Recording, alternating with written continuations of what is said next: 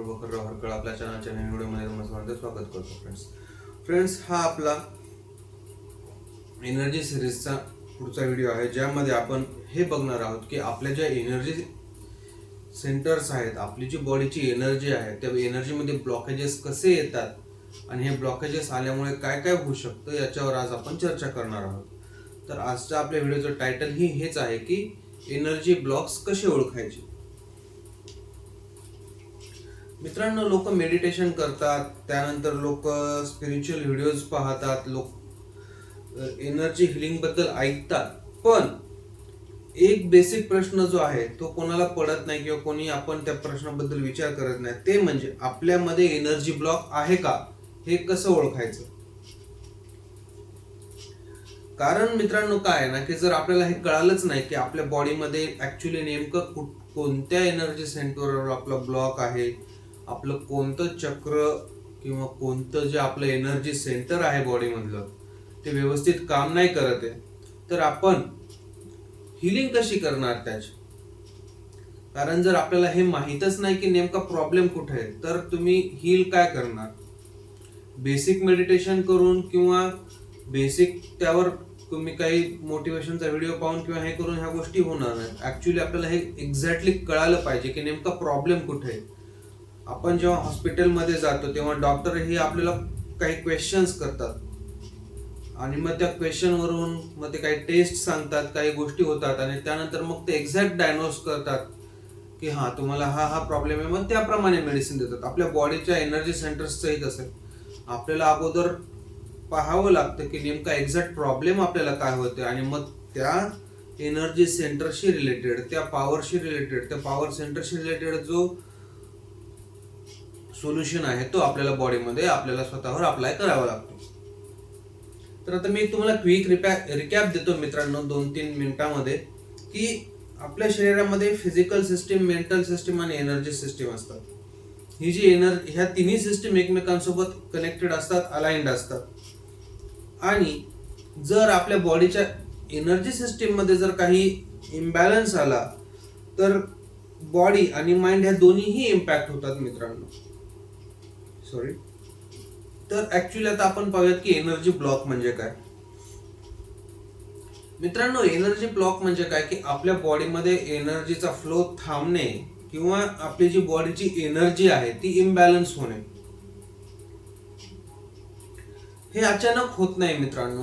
तर याच्या मागे काही प्रोसेस असते आणि ह्या प्रोसेस नंतर ह्या गोष्टी होतात, ज्या प्रोसेस किंवा जी गोष्ट आपल्याला आयडेंटिफाय होत नाही. तर काय होतं, पहिल्यांदा आता आपल्याला इमोशनल स्ट्रेस असतो, त्यानंतर निगेटिव्ह थॉट पॅटर्न, त्यानंतर काय सप्रेस्ड इमोशन्स आणि लाईफस्टाईल इम्बॅलन्स. ह्या जर गोष्टी तुम्हाला तुमच्या लाईफमध्ये जाणवत असतील त्याचा अर्थ असा होतो की तुमची एनर्जी सिस्टीम कुठेतरी इम्बॅलन्स झालेली आहे आणि तुमच्या बॉडीमध्ये एनर्जी फ्लो प्रॉपरली होत नाही किंवा तुमचा एनर्जी फ्लो थांबलेला आहे. तर मित्रांनो, जे आपल्या बॉडीमध्ये एनर्जी ब्लॉक्स आहेत ना, ते एनर्जी ब्लॉक्स ओळखण्याचे 4 मेजर सायन्स आहेत. ते सायन्स जर तुम्हाला तुमच्या स्वतःमध्ये दिसले तर तुम्ही समजून घ्यायचं की आपल्या बॉडीमध्ये कुठे ना कुठे एनर्जी ब्लॉक होते आहे, ती प्रॉपरली फ्लो आपल्या कम्प्लीट बॉडी थ्रू होत नाहीये.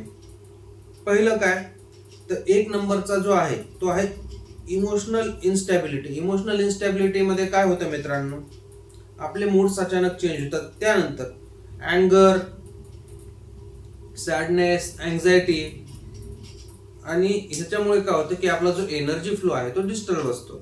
दुसरं, life stuck pattern. Life stuck pattern म्हणजे काय, लाईफ मध्ये आपल्याला रिपीटेड एक पॅटर्न दिसतो, सेम त्याच गोष्टी आपल्या समोर येत असतात, गोष्टी रिपीट होत असतात. याच्यामुळे काय काय होतं, रिलेशनशिप इश्यूज होतात, फायनान्शियल स्ट्रगल्स असतात आणि लॅक ऑफ क्लॅरिटी होते आणि अनेकदा यामुळे एनर्जी आपली मग इम्बॅलन्स होते. तिसरं काय आहे की आपल्या बॉडी मधले फिजिकल सिग्नल्स. तर फिजिकल सिग्नल्स काय काय असतात, बॉडी सिग्नल देते. काय सिग्नल देते, कधी आपल्याला छातीमध्ये हेवीनेस जाणवतो, कधी कधी काय होतं आपल्याला घशामध्ये खवखवल्यासारखं होतं, घसा दुखत असतो, आपला थ्रोट प्रॉब्लेम असतो, कधी कधी पोटामध्ये आपल्याला डिस्कम्फर्ट होतं, ॲब्डॉमिनल इश्यूज आपल्याला जाणवू लागतात. हे जे आहेत मित्रांनो, हे काही आपल्या बॉडी मधले चक्र आपले इम्बॅलन्स झालेले आहेत, आपले एनर्जी सेंटर इम्बॅलन्स झालेले आहेत, याचे हे बेसिक सिग्नल्स संकेत असतात. आणि चौथा जो मुद्दा आहे यातला, तर जो चौथा मुद्दा आहे तो म्हणजे मेंटल फॉग. मेंटल फॉग म्हणजे काय? मानसिक धुकं असणं किंवा मेंटल स्टेट आपली क्लिअर नसतं. यामध्ये काय काय होतं? आपलं मन जे आहे ते क्लिअर नसतं. दुसरी गोष्ट काय असते की आपण कन्फ्युजन मध्ये असतो, आपण ओव्हरथिंक करत असतो, आपल्याला जे डायरेक्शन आहे ते डायरेक्शन आपल्याला प्रॉपर कळत नसते की काय करायचं. लॅक ऑफ डायरेक्शन हा एक इश्यू येतो. आणि या सगळ्यांमध्ये एनर्जी सिस्टीम आपला जो आहे तो बॅलन्स्ड नसतो मित्रांनो. तर मी तुम्हाला आता एक स्पेसिफिकच एक एक्झाम्पल देतो जे की तुम्हाला कनेक्ट करेल की चक्र आपले जे असतात की आपले जे एनर्जी सेंटर्स आहेत ज्यांना आपण चक्रज म्हणतो, त्याच्याशी स्पेसिफिक मी तुम्हाला एक उदाहरण देतो मित्रांनो. समजा उदाहरण घ्या की तुमचं हार्ट चक्र जे आहे ते हार्ट चक्र तुमचं ब्लॉक झालेलं आहे. तर याचे साईन्स काय असतात मित्रांनो? याचे काही साईन्स असतात. त्यातलं पहिलं साईन आहे की म्हणजे ट्रस्ट इश्यूज. आपल्याला लोकांवर ट्रस्ट करायला जमत नाही, आपण लोकांवर पटकन ट्रस्ट नाही करू शकत. दुसरं, इमोशनल पेन. आपल्याला इमोशन्स जाणवत असतात आणि या इमोशन्समुळे आपल्याला त्रास होत असतो. तिसरं, डिफिकल्टी इन गिव्हिंग लव्ह. म्हणजे जर आपल्याला एखाद्या व्यक्तीला आपण प्रेम द्यायचंय किंवा आपल्याला एखाद्या व्यक्तीला चेरिश करायचंय तर ते पण आपण योग्य पद्धतीने करू शकत नाही. हे जर तुम्हाला तुमच्यामध्ये जाणवलं मित्रांनो तर तुम्ही समजून घ्या की तुमचं हार्ट चक्र ब्लॉक आहे. तर आता मित्रांनो आता आपण हे पाहूयात की हिलिंग कशी सुरू होते किंवा हिलिंग कधी सुरू होते. मित्रांनो, हिलिंग जी आहे ती मेडिटेशन पासून कधीच सुरू होत नाही. हिलिंग सुरू होते अवेअरनेस पासून. कशी? तर पहिले तर काय की आपल्याला आपल्या बॉडीमध्ये ऍक्च्युअल एनर्जी ब्लॉकेज कुठे आहे हे समजून घ्यावं लागतं. नंतर मग आपली जी हिलिंग आहे ती पॉसिबल होते. हिलिंग मध्ये 3 गोष्टी महत्वाच्या आहेत मित्रांनो: अवेअरनेस, एनर्जी प्रॅक्टिसेस आणि लाईफस्टाईल अलाइनमेंट. अवेअरनेस म्हणजे काय की हे समजून घेणं की ऍक्च्युअली आपल्या बॉडीचा प्रॉब्लेम नेमका काय आहे, आपण कोणता पॅटर्न फॉलो करतोय, कोणती गोष्ट आपल्यासोबत कन्सिस्टंटली होते आणि हे कोणत्या एनर्जी सेंटरच्या ब्लॉकेजमुळे होऊ शकतं. मग एनर्जी प्रॅक्टिस म्हणजे काय की त्या स्पेसिफिक एनर्जी सेंटरची जी एनर्जी आपली ब्लॉक झाली आहे ती एनर्जी आपल्याला रिजनरेट करण्यासाठी किंवा परत बनवण्यासाठी किंवा तिथे एनर्जी फ्लो वाढवण्यासाठी आपल्याला जे स्पेशल प्रॅक्टिसेस आहेत त्या करायच्या. आणि आपली जी लाईफस्टाईल आहे ती लाईफस्टाईल त्या एनर्जी सेंटरशी अलाइनमेंट करून घ्यायची. यामुळे आपल्याला मग हिलिंगला एक प्रॉपर फ्लो येतो आणि आपली हिलिंग प्रॉपर पद्धतीने चालू होते.